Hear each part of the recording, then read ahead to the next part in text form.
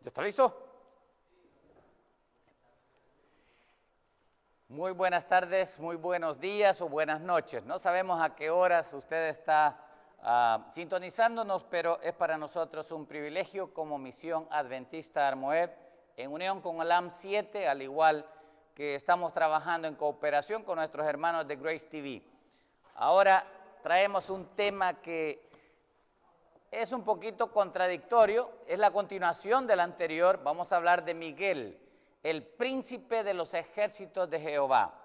Cómo Miguel es el mismo Cristo, igual, ¿no? Como lo hemos venido rastreando al Dios del Antiguo Testamento y hemos confirmado de que ese Dios no es Dios Padre, sino ha sido siempre el Hijo de Dios. Vamos a comenzar con una oración antes de abrir el Santo Libro y comenzar nuestro estudio, porque Misión Adventista Armoed está más que todo para presentar el poder de la palabra de Dios, el poder de la verdad, porque solamente la verdad de la palabra de Dios injertada en el corazón del ser humano por el Espíritu Santo es el que puede hacer esa obra de conversión total. Vamos a invocar su presencia.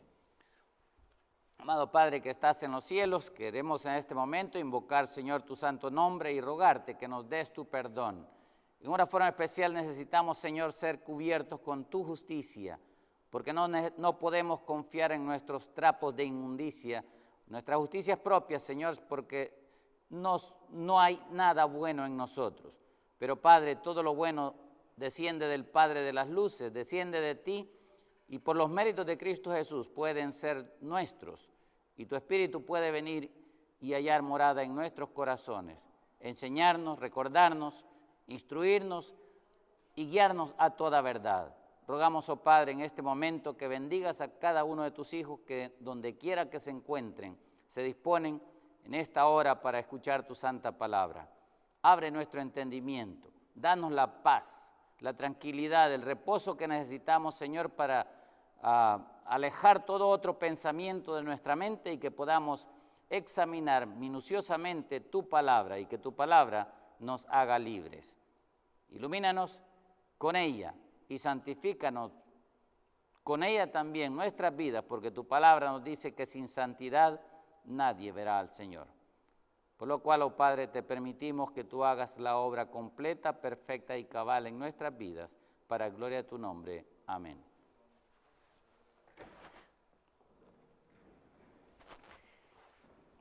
En el tema anterior, vimos algunos versículos donde mostramos a la luz de Daniel, que Daniel es un libro profético. Necesitamos entender estas grandes verdades y en el contexto de la profecía es que nosotros debemos de entender el papel que juega, porque Dios inserta a la persona de Miguel en un conflicto arduo que había entre la verdad y el error, específicamente en el tiempo del imperio medo-persa. Dios le revela en el capítulo 10, y vamos ahora a analizar un poquito quién es ese personaje Miguel en el capítulo 10 del libro de Daniel. Quiero que vayan conmigo al versículo 1 en delante, y vamos a explicar un poco comparando con el resto de los capítulos que ya vimos, el 7, el 8 y también el capítulo 11. Ahora vamos a ver al 10 específicamente, que es donde aparece por primera vez el nombre Miguel, específicamente en el versículo 13 que vamos a analizar. Pero comenzaremos por el versículo 1. Dice así: en el año tercero de Ciro, rey de Persia, fue revelada palabra a Daniel, llamado Belsasar. Escuchen, aquí está hablando, dice que esto ocurrió en el año tercero de Ciro. O sea, ya el imperio babilónico había caído. Ahora estaba un nuevo imperio, el medo-persa. Y Ciro estaba ya en el tercer año de su reinado como emperador de Medo-Persia. Y ahora a Daniel se le revela la palabra. Él entiende verdades que necesitaba entender. Dios le da luz a través de mucho estudio y mucha oración. Y dice el versículo, continúa diciendo, y la palabra, dice, era verdadera. O sea, esto que aquí está hablando Dios, esto es verdadero. Igual como ya le había dicho en el capítulo 8, versículo 26, donde le dijo que la visión que le había dado Dios en el capítulo 8, 26, que la visión era verdadera. Y entonces ahora le confirma y le dice que la palabra es verdadera. Regresando al capítulo 10, dice la palabra es verdadera.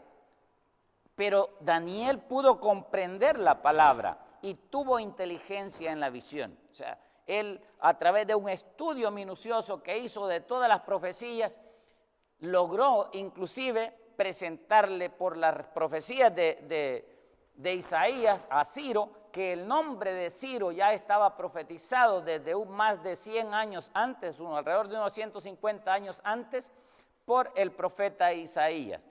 Por cierto, me gustaría que veamos esta profecía, está en el capítulo 44 de Isaías y 45. Quisiera que para poder ver esto, el 44, versículo 26, observen lo que dice aquí, lo que le está hablando del conflicto que iba a haber entre dos sistemas, el sistema pagano babilónico, que es de lo cual está hablando en el capítulo 44, y el sistema divino que estaba siendo atacado en el tiempo de Isaías. Y dice el versículo 26, yo, dice, el que despierta la palabra de su siervo. Escuchen cómo Dios profetizó desde antes por medio de el profeta Isaías. Yo, dice, el que despierta la palabra de su siervo y cumple el consejo de sus mensajeros, que dice a Jerusalén, serás habitada, y a las ciudades de Judá reconstruidas serán. Y termina diciendo el versículo, y sus ruinas reedificaré. Ahora, observen algo que en este tiempo, cuando esta profecía fue dada, es cierto, el santuario, el templo, estaba abandonado porque Judá e Israel se habían apartado y el templo de Dios lo habían dejado abandonado, estaba en ruina, pero estaba todavía en pie, no había sido destruido. Pero aquí está hablando de que el Señor iba a reconstruir ese templo, pero ya no habla de una reconstrucción física, aquí está hablando de una reconstrucción espiritual que el pueblo en el tiempo de Isaías se había olvidado de ello.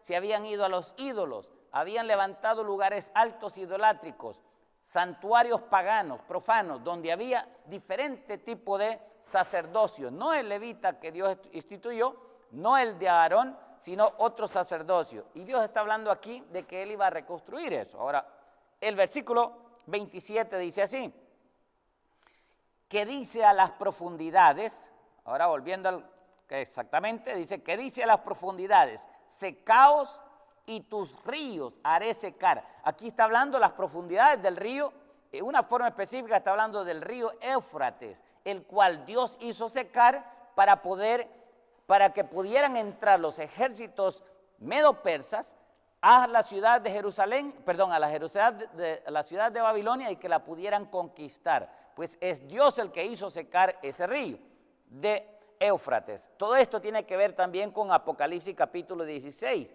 En el versículo específico, el versículo 12 me parece que está, si ustedes lo ponen, ahí dice que Dios va a hacer secar el río Éufrates también en el tiempo final, pero esto es espiritual. No tenemos que entenderlo literalmente ahora. Me gustaría que pusieran Apocalipsis capítulo 12, 16, 12. Miren lo que dice ahí. Y el sexto ángel derramó su copa sobre el gran río Éufrates, y el agua de este río se secó, para que estuviese y se preparado el camino a los reyes del oriente. O sea, aquí claramente muestra, igual como en el tiempo antiguo, que Dios hizo secar los ríos de Babilonia, el río Éufrates. De igual manera, hay un río espiritual que Dios hará secar en el tiempo final por medio de estos reyes que vendrán del oriente. Vamos a explicar eso cuando lleguemos a Apocalipsis. Por ahorita quiero nada más presentarle a ustedes estos tópicos para despertar en ustedes la investigación y el estudio personal, para que cuando lleguemos a estudiar el libro de Apocalipsis podamos entender mucho mejor lo que vamos a estudiar. Ahora, regresando al capítulo 45, 44, 28, miren lo que dice aquí. aquí aparece ya Ciro profetizado. Dice el versículo 28, que dice de Ciro,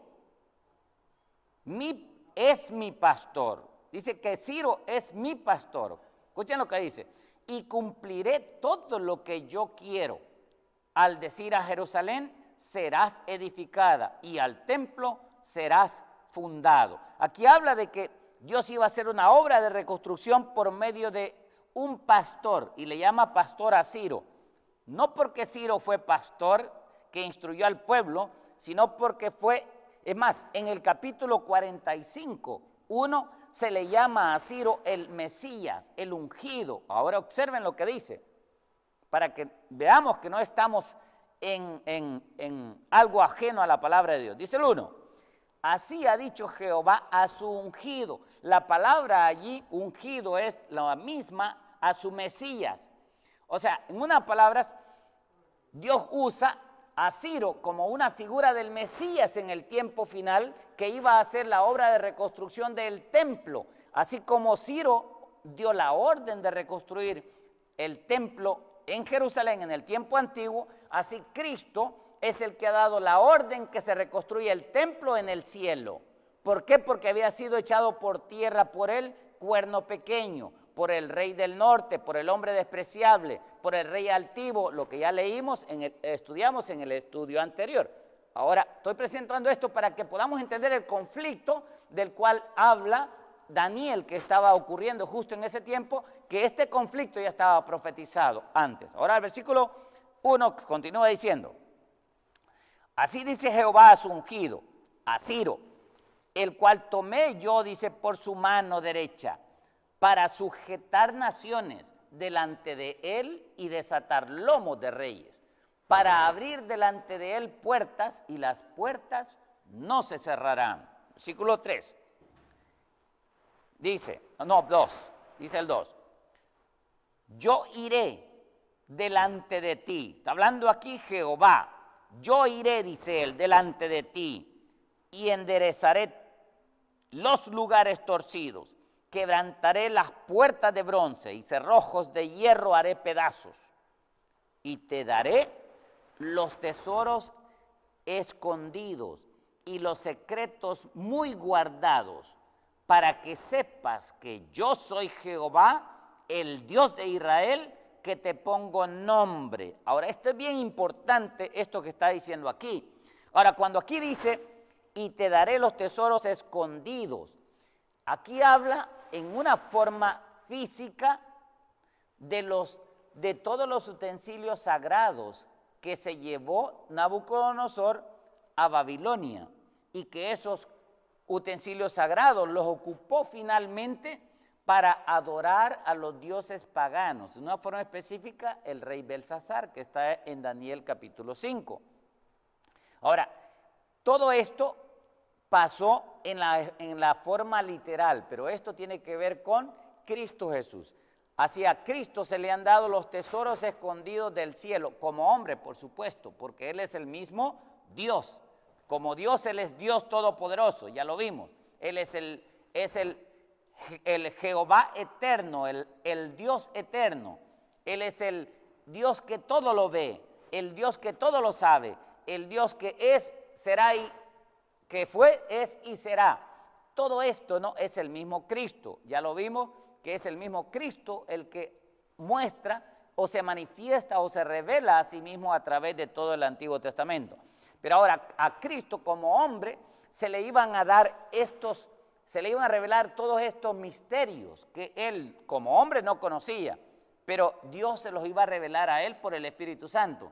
Pero miren, hermanos, lo bonito es esto, que así como Dios le reveló los misterios secretos escondidos en el templo y que el rey de Babilonia había llevado a su propio templo, así Dios nos está revelando a nosotros las verdades espirituales del templo, de la obra, del ministerio y del sistema de adoración divino, que es el que nosotros debemos de entender, pero ya no en un templo aquí en la tierra, sino del templo original, del verdadero, del único, el que nadie puede profanar ni contaminar, el templo celestial, al cual ahora Cristo al ascender después de haber él conquistado la muerte, ahora él ha entrado detrás del velo y ahora a él se le han dado todos los misterios secretos que el Padre tenía. ¿Para qué? Para que complete su obra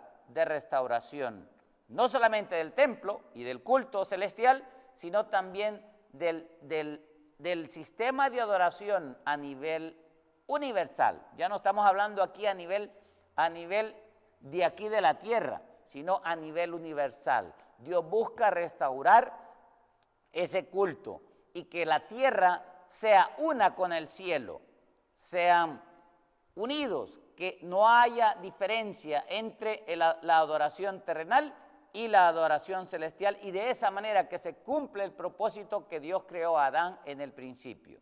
En el principio Adán era uno con Dios, y la adoración aquí en la tierra, como filial de la Jerusalén celestial o del Edén celestial, era el mismo. A Adán se le enseñó a adorar como se adora en el cielo, pero esa adoración ha sido atacada, pero esa adoración tiene que ser restaurada otra vez más. Estos misterios de esa restauración, de ese sistema de culto, es el que necesita el Señor restaurar en el tiempo final. Y este ministerio está aquí para cooperar con el Señor, con la luz, la verdad y todo lo que Él nos ha concedido y nos conceda en el futuro, para poder explicar y poder enseñar y poder instruir en estas verdades, no solamente a una iglesia, sino al mundo entero. Ahora, volviendo al capítulo 45, versículo 4. Voy a terminar con estos dos versículos y después seguiremos en Daniel. Dice el versículo 4, por amor de mi siervo Jacob, dice, y de Israel mi escogido, te llamé por tu nombre. Mire, aquí está hablando de Ciro siempre, del Mesías Ciro. Te llamé por tu nombre, te puse sobrenombre, aunque no me conociste. Mire cómo Dios hace que se cumpla su palabra. Este Ciro, por supuesto, era un pagano, adoraba a los dioses medopersas, pero a pesar de que él no conoció a Dios, por medio de Daniel llegó él a conocer y a respetar al Dios verdadero. De igual manera, en el tiempo final Dios hará una obra como la que hizo por medio de Ciro. Hay una restauración del culto celestial que Dios va a hacer y está haciendo, porque esto no es del futuro, esto es ya. Pero por el otro lado, el enemigo está tratando de falsificar ese culto en la Jerusalén celestial a través de otro culto aquí en la Jerusalén terrenal. Son dos sistemas que estarán en conflicto, dos servicios. Ahora, veamos lo que dice en el versículo 11. Miren lo que dice el 11. Así dice Jehová, el Santo de Israel, y su formador. Preguntadme de las cosas por venir, dice. Mandadme acerca de mis hijos y acerca de la obra de mis manos.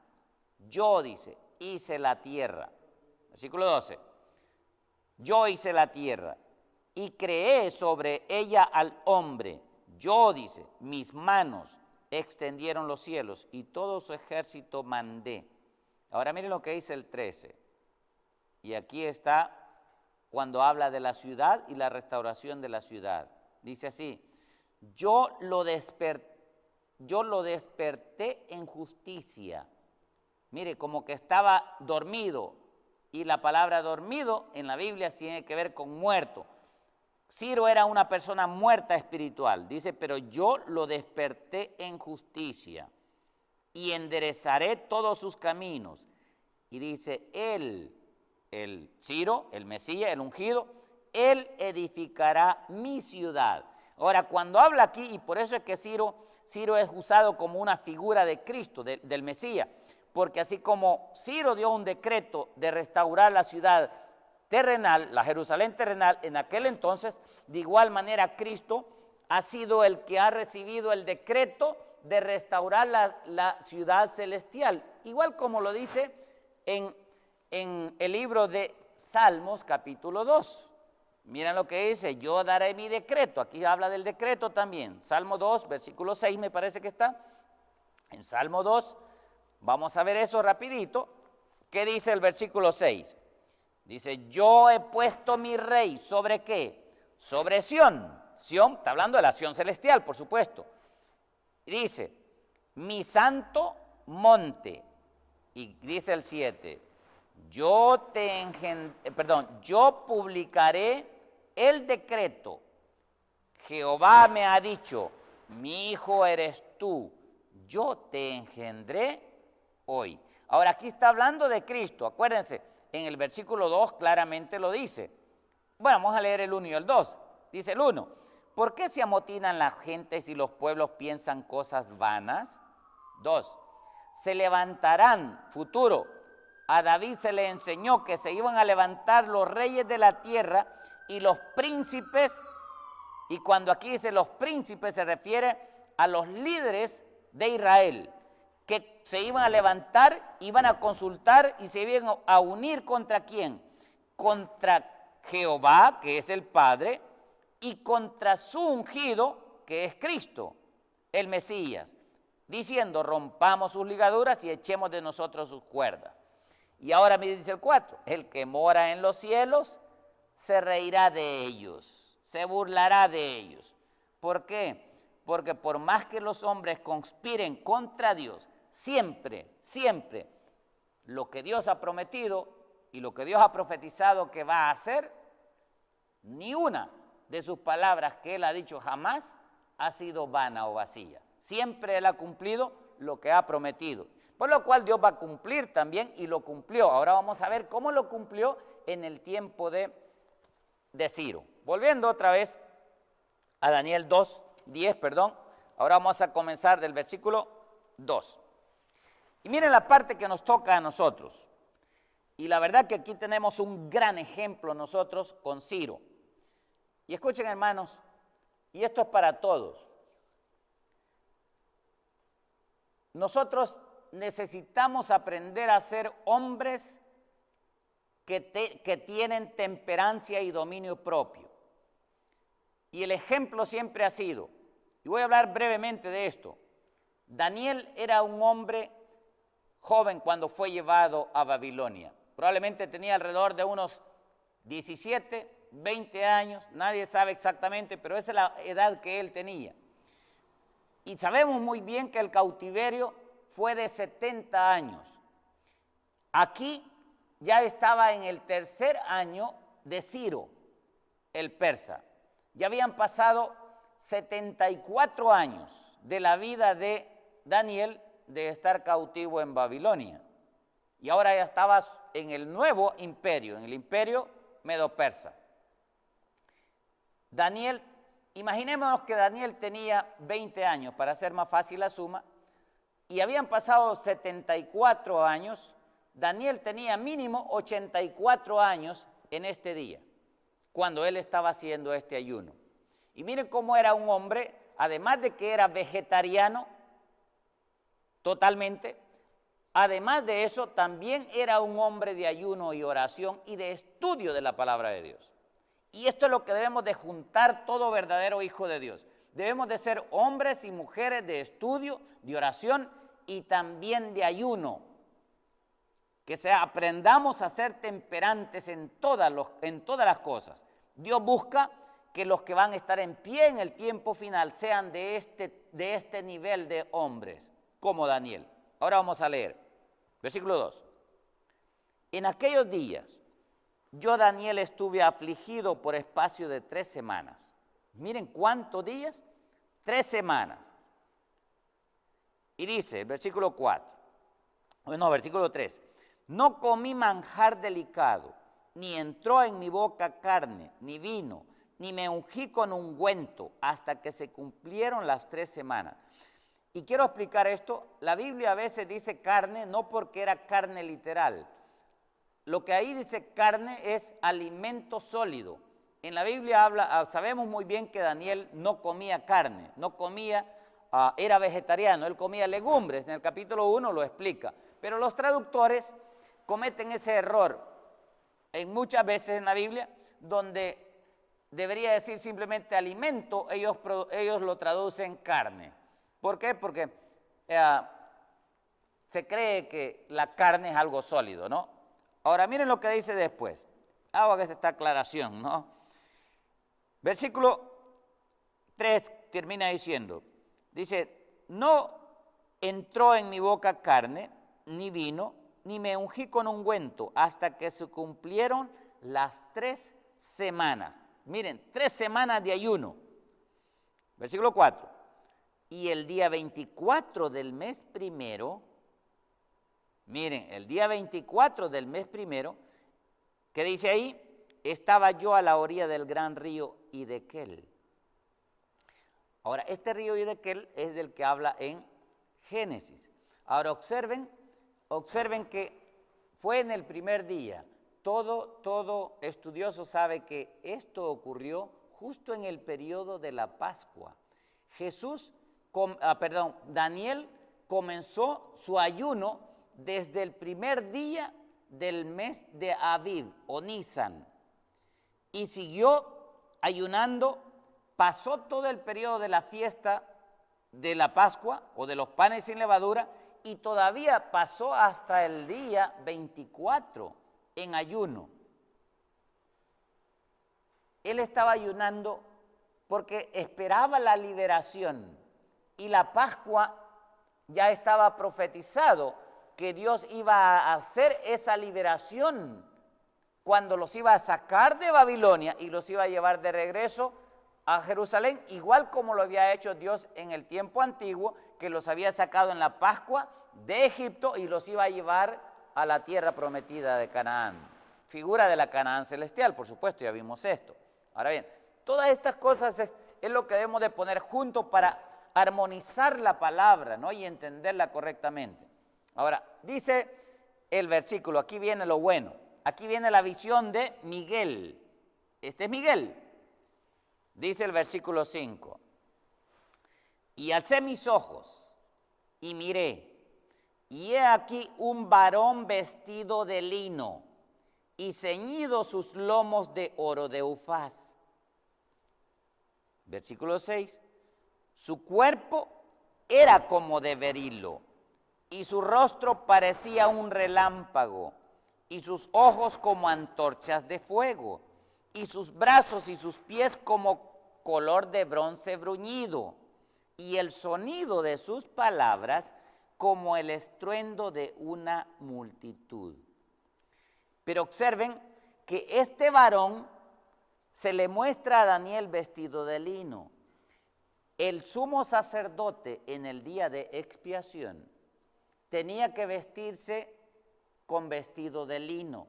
No podía oficiar con los atuendos gloriosos que usaba normalmente el sumo sacerdote, especialmente en el día de expiación. Él tenía que despojarse de toda esa vestimenta gloriosa y ahora tenía que vestirse como un común como los demás sacerdotes, solamente de lino blanco y limpio. Sabemos muy bien nosotros que en el cielo el único mediador es Cristo, por lo cual de quien está hablando aquí es Cristo. Además, si alguno tiene un poquito de confusión en este sentido, miren, el libro de Ezequiel nos explica y nos amplía un poquito de este varón. Vamos a Ezequiel, pero también vamos a ir a Apocalipsis, porque Apocalipsis claramente lo muestra que es el mismo Cristo. Ahora, vamos primero a Ezequiel, capítulo 10. Ezequiel 10. Vamos a ver el versículo 2 en delante. Bueno, leeremos del 1, Ezequiel 10:1, para que llevemos la secuencia. Escuchen lo que dice el 10:1. Miré, y he aquí en la expansión que había sobre la cabeza de los querubines. Aquí esta es la visión de la gloria y de la majestad de Dios en el cielo que se le muestra a Ezequiel. Y dice, y sobre los querubines como una piedra de zafiro, en la expansión como una piedra de zafiro. Acuérdense, el zafiro es el material del cual Dios tiene hecha la piedra con los 10 mandamientos. Es el mismo material. Eso está en Éxodo capítulo 24. Pero volviendo al versículo, digo estas cosas para que entendamos lo que está viendo Ezequiel. Dice el versículo 1 siguiente, que parecía, dice, sobre esa expansión que parecía como semejanza de un trono que se mostró sobre ellos, sobre los querubines. Ahora el versículo 2, miren qué dice después. Y habló ese ser que estaba sobre los querubines, ese ser que estaba arriba de en la expansión, le habla al varón vestido de lino. Y ese es Cristo, por supuesto. Y le dijo, entra en medio de las ruedas, debajo de los querubines, y llena tus manos de carbones encendidos, de entre los querubines, y espárcelos sobre la ciudad. Y entró a vista mía. O sea, aquí está hablando que este varón, que es Cristo, va a llenar sus manos de fuego, de los carbones encendidos de debajo de los querubines, para tirarlos a la ciudad, para que los juicios de Dios caigan sobre la ciudad. Esta figura está en el libro de Apocalipsis, después vamos a ver esto, especialmente en las 7 trompetas. Pero ahora observen lo que dice, vamos a saltarnos un poquito, bueno, hasta el versículo 7 vamos a leer, rapidito, versículo 3. Y los querubines estaban a la mano derecha de la casa, cuando este varón, el varón que estaba vestido de lino, que es Cristo, entró, y la nube llenaba el atrio de adentro, del santuario, por supuesto, de la casa de Dios.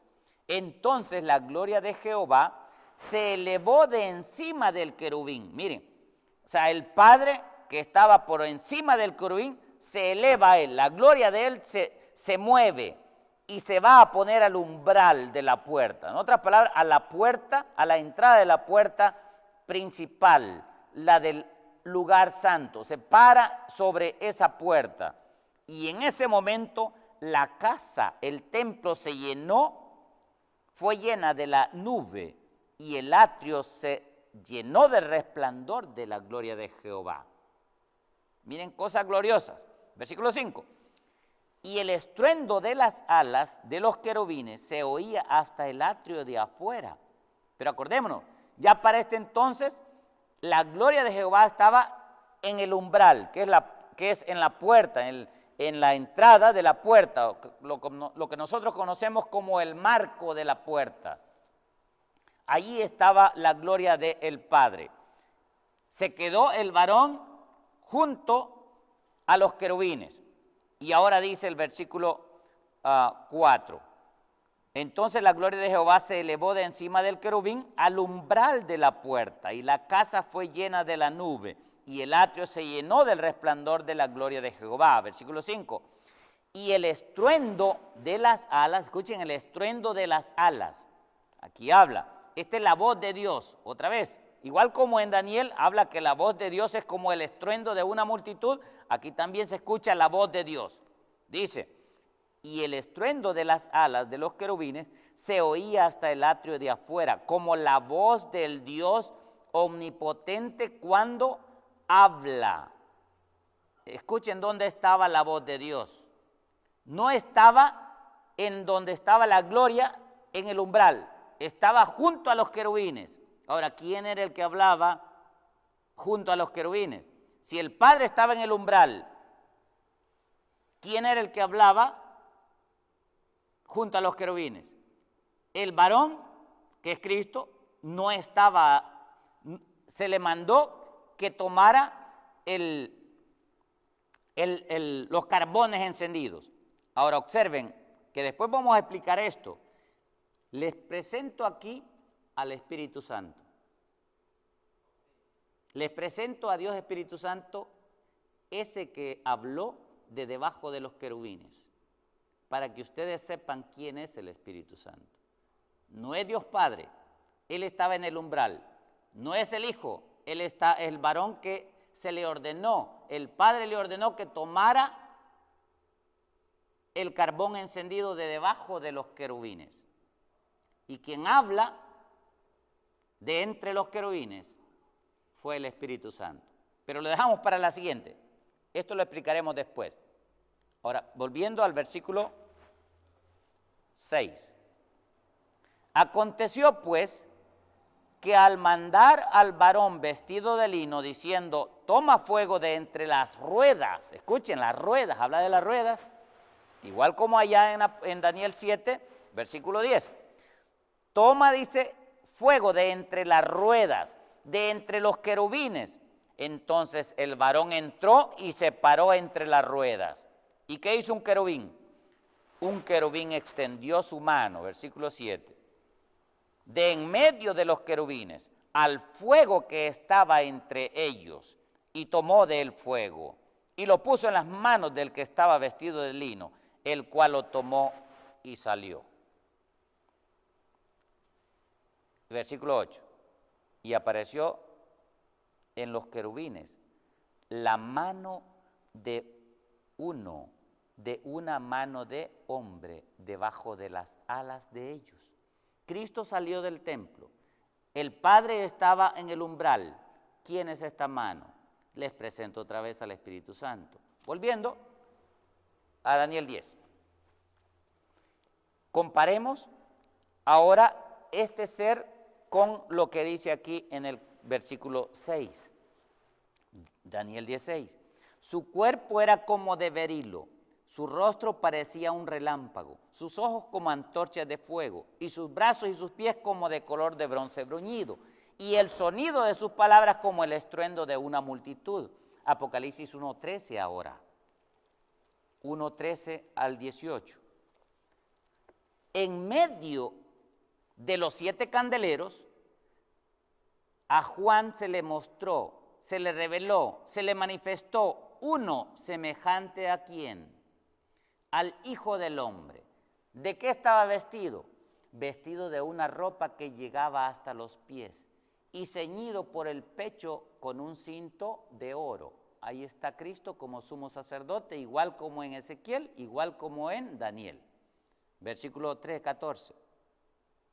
Su cabeza y sus cabellos eran blancos como blanca lana, como nieve. Sus ojos como llama de fuego, ahí están, el fuego igual como allá. Sus pies, versículo 15, sus pies semejantes al bronce bruñido, refulgente como en un horno, y su voz como estruendo de muchas aguas. Regresen al capítulo 6, vamos a comparar los dos versículos. Del capítulo 10, versículo 6 de Daniel, 10:6. ¿Qué dice? ¿Cómo es la voz del varón?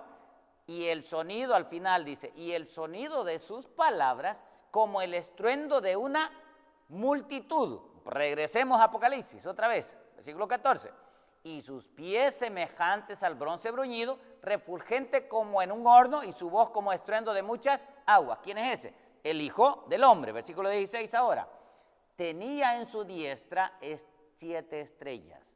De su boca salía una espada aguda de 2 filos, y su rostro era como el sol cuando resplandece en su fuerza. Versículo 17, perdón. Cuando le vi, caí como muerto a sus pies, igual como le pasó a Daniel. Y él puso su diestra sobre mí, diciéndome, no temas, yo soy el primero y el último. 18. El que vivo y estuve muerto, mas he aquí que vivo por los siglos de los siglos. Amén. Y yo digo amén y amén para los 3. Y tengo las llaves de la muerte, dice, y del Hades. Y otra vez amén por ello. Ahora, aquí está claramente mostrando que en Daniel, el varón en Daniel es el mismo Cristo. La evidencia perfecta. Igual como en Ezequiel, el tiempo en que Dios le mostró igual para el tiempo en el cual nosotros estamos viviendo. Necesitamos entender eso. Ahora bien, observemos ahora del versículo 7 en delante de Daniel. Y necesitamos llegar al versículo 13, porque aquí es donde aparece Miguel ya. Él se da a conocer como Miguel. Versículo 7. Y solo yo, Daniel, vi aquella visión, y no la vieron los hombres que estaban conmigo, sino que se apoderó de ellos un gran temor, y huyeron, y se escondieron. Versículo 8. Quedé, pues, yo solo, y vi esta gran visión, y no quedó fuerza en mí. Antes mi fuerza se cambió en desfallecimiento, y no tuve vigor alguno.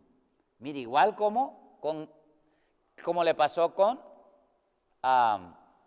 Juan, el apóstol Juan. Y notemos algo, el apóstol Juan era el que se recostaba en el pecho de Cristo, pero como hombre y encubriendo él la gloria de él, es que podía hacer eso, porque ese ser en el cual Juan recostó su rostro o su pecho, donde se recostaba en el pecho de él, ese ser era el mismo Dios todopoderoso que se le apareció a Abraham, el yo soy que se le apareció a Moisés, el príncipe de los ejércitos, igual como aquí aparece Cristo como Miguel, el príncipe de los ejércitos de Jehová en Daniel también.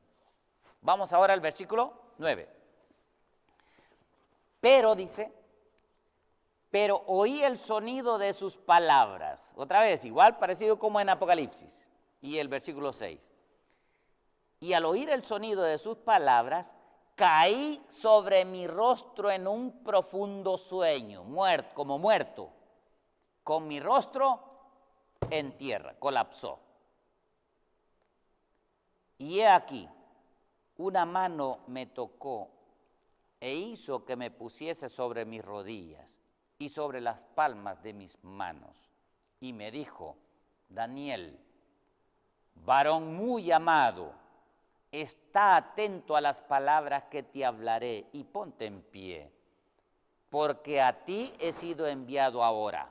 Miren, otra vez, porque a ti he sido enviado ahora. Igual como se muestra el ángel de Dios en el libro de Génesis, que fue enviado a muchos hombres, como Jacob, Isaac, como Abraham, igual como fue enviado también a Gedeón, al papá de Sansón, que era Manoa. Gracias.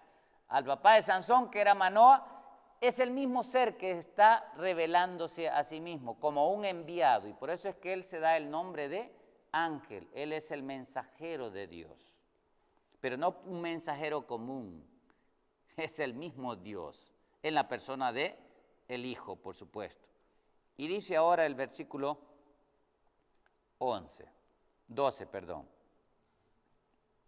El 12, bueno, el 11 no lo terminamos de leer, dice, y me dijo Daniel, varón muy amado, está atento a las palabras que te hablaré y ponte en pie, porque a ti he sido enviado ahora. Mientras hablaba esto, este varón conmigo, dice, me puse en pie y estaba temblando como tembló Moisés, porque me dijo, Daniel, no temas, porque desde el primer día que dispusiste tu corazón a entender y a humillarte ante la presencia de tu Dios, fueron oídas tus palabras, y a causa de tus palabras yo he venido. Miren, qué bonito, qué maravilla tener una experiencia como la de Daniel. Primero, disponernos a entender la palabra. 2, póngame el versículo, a humillarnos ante la presencia de Él. Y 3, a ser atentos a la palabra. De esa manera es como Dios se revela a nosotros. Y dice el versículo 13, ahora vamos al 13. Y dice, el 12. no, ahora el 13. Mas el príncipe, dice, del reino de Persia se me opuso. Ahora, el príncipe del reino de Persia, de quien está hablando aquí, es del príncipe Ciro, el rey medo-persa, el que era el amo absoluto del imperio medo-persa, de que no quería, porque habían conflictos, habían muchos que probablemente no querían que Ciro diera el decreto de restaurar Jerusalén. Y ahora Cristo estaba trabajando, obrando en el corazón de Ciro. Y había una guerra entre una guerra espiritual entre dos príncipes, el príncipe Miguel y el príncipe de las tinieblas, Satanás, influenciando en Ciro, el rey de Persia. Y ahora dice ahí, mas el príncipe del reino de Persia se me opuso durante 21 días. Miren, los mismos días que estaba ayunando. Justamente cuando llegó, el día 21 era cuando terminaba la fiesta de los panes sin levadura. Y ahora dice, mas, o pero he aquí, Miguel, uno de los principales príncipes, vino para ayudarme y quedé allí con los reyes de Persia. Ahora, este versículo no está bien traducido. Quiero que pongan y observen ustedes, hermanos, el hebreo, como dice allí. En el hebreo hay algunos que probablemente entienden las palabras. Miguel está en el hebreo, tiene el número Strong, el 4317. Y si ustedes lo ven, allí está remarcado donde dice Miguel. Y la palabra es Micael. Micael. Después de Micael dice, hay otra palabra que normalmente la traducen Ejad, pero Ejad, aquí no está traducida Ejad, aquí lo que dice es Ahad, y Ahad significa uno, pero es uno diferente a todos los demás. Y en la siguiente palabra donde habla de el char, la palabra char aparece en plural. Ahí dice ha-chariim. En otras palabras, por eso los traductores en el español aquí lo han traducido correctamente. Han puesto él. Ahí deberían de haber puesto él. El de los príncipes o el jefe de los príncipes. El jefe de los chares. Igual como aparece Miguel en el capítulo 12:1. Pero después aparece otra vez. Si ustedes ven esa primer palabra, leída de derecha a izquierda, es como una forma de una puertecita con una rayita abajo. Esa es la palabra ja. ¿De dónde un nombre que ahora es muy conocido? Hamachía, el Mesías.